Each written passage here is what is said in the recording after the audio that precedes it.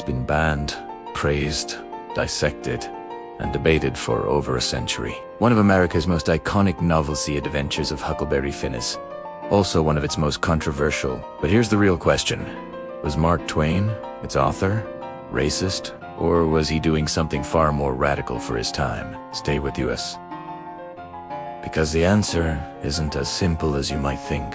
Let's look at the argument for yes, Twain was racist. On the surface, the case against Twain is strong. The N-word is found over 200 times. The character Jim, the only major black character, often speaks in exaggerated dialect, reinforcing harmful stereotypes. He's portrayed as naive, childlike, and overly superstitious. Some argue that even if Twain was trying to critique racism, the way he wrote about black people ends up perpetuating the very racism he may have wanted to challenge. Intent doesn't always equal impact.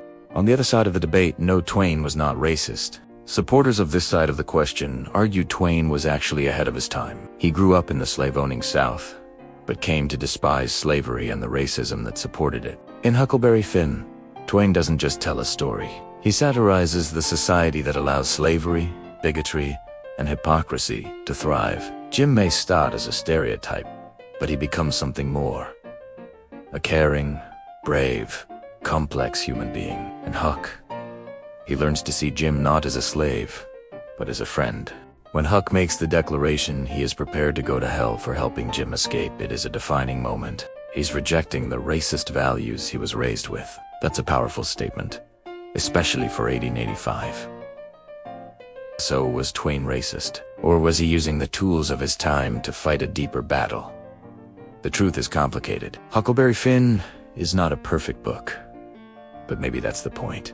It holds a mirror to a society built on injustice and asks us to look closely. So, what do you see? A flawed writer reflecting a flawed world, or a genius using fiction to challenge it? Share your opinion in the comments.